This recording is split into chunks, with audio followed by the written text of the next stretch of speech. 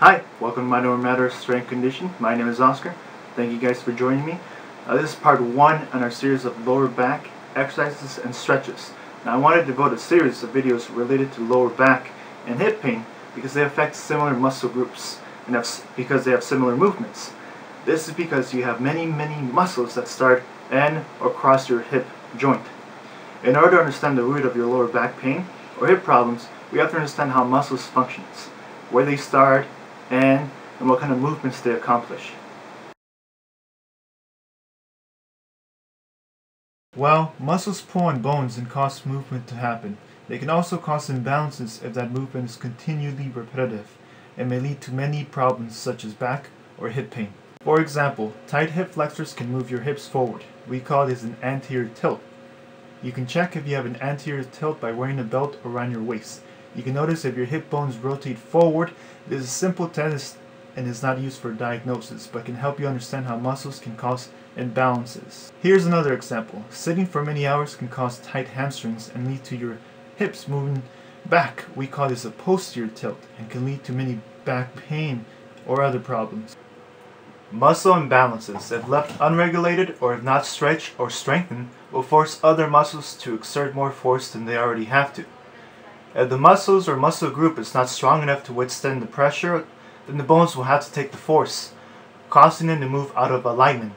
Bones in your hip and spine will be affected, which can lead to many other complications, like hip bursitis, herniated disc, or fractured lumbar. You can think about weak muscles as a feckless, malingering coworker who works with you, and as a result, you or other muscles have to do their job, since the movement has to be performed. This will cause you to be overwhelmed by these new tasks.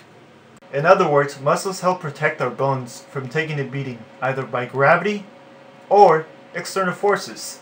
Therefore, it is not only imperative to stretch, but to strengthen the muscles that help support our back and hips. My experience in physical therapy, degree in exercise science, and being a personal trainer since 2005 helped me realize how crucial and important how simple exercises and stretches that strengthen your core, lower back, and hip muscles help protect your back and avoid lower back problems and hip problems, which can lead to herniated disc, hip replacements, or other major surgeries. Now you might have special conditions like post-back surgery or fractured lumbar spine or even a hip replacement, but you still have muscles that you need to work out or strengthen. Fact of the matter is that even if you have special conditions, you still need to strengthen those muscles that you still have to prevent any other injuries or any other unwanted surgeries.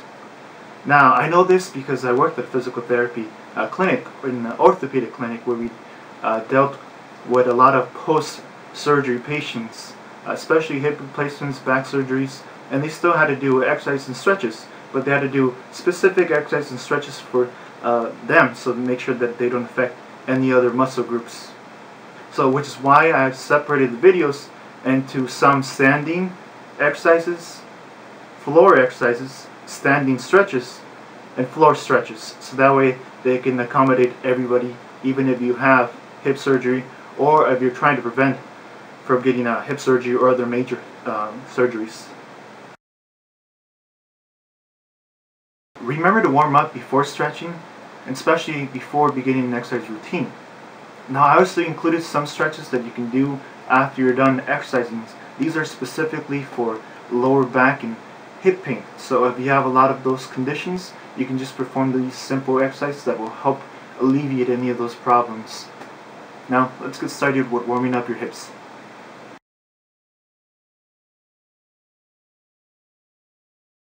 Start by moving your hips in a clockwise direction. Remember to warm up before stretching and exercising to help loosen up those muscles. Now you're going to do the opposite direction, counterclockwise circles. This helps not only loosen up those muscles, but provide lubricant, a synovial fluid that helps lubricate your joints to help them become more movable.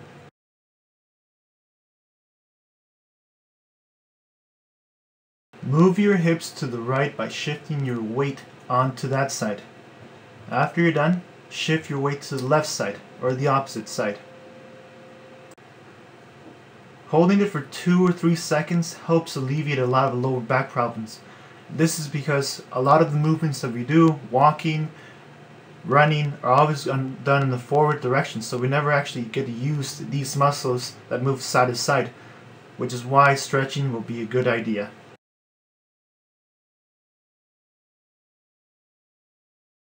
Start by contracting your glutes and holding it for a couple seconds. After you're done holding it, relax. You should feel a minor stretch on your lower back, and you're going to keep repeating the same pattern for 30 seconds.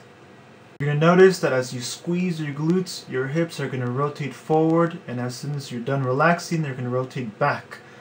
Doing this will help relieve a lot of the muscles that are tight, but also help warming them up before you actually stretch and before you exercise to help them move a little bit better.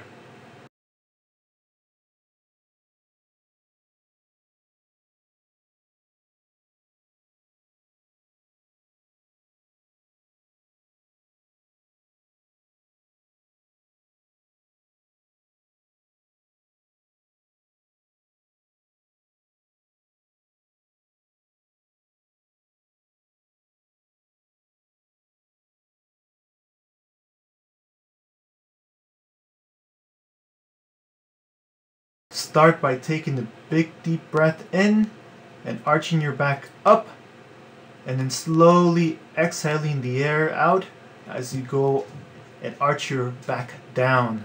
You're going to feel a big stretch on your lower back on the dog stretch. And you're going to repeat the same pattern for a few times.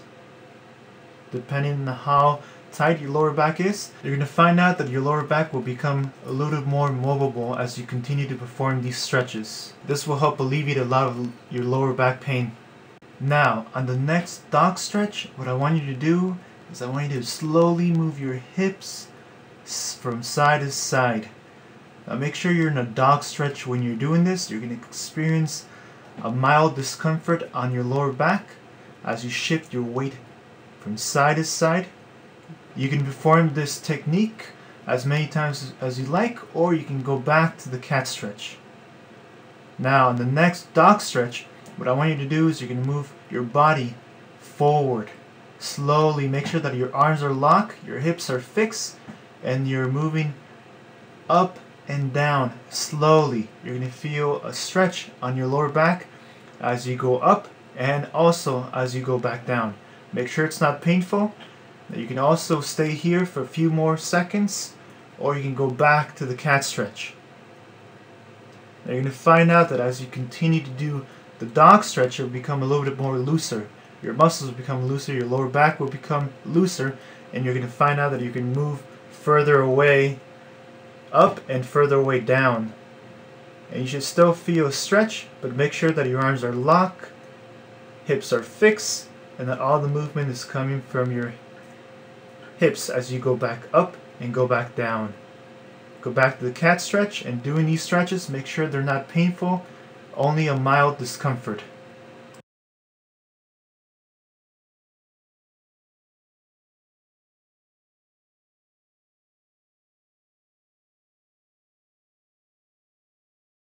Start by keeping your hands out in front of you.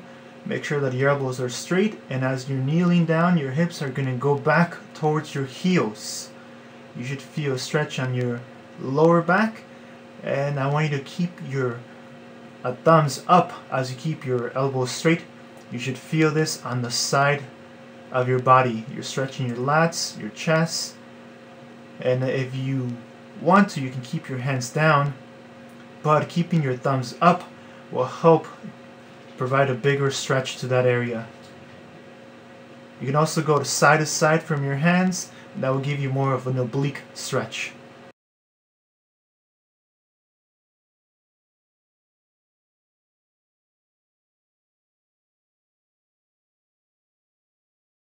The following videos will guide you through a series of routines of stretches and exercises for your hip and lower back to help prevent or recover from lower back or hip pain and other major surgeries.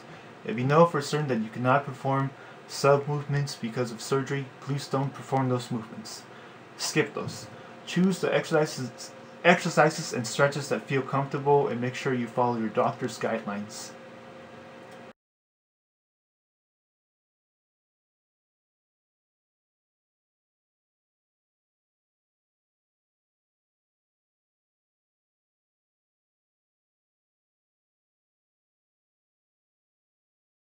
Once again, I want to thank you guys for watching and hope to see you guys later. Have a great day.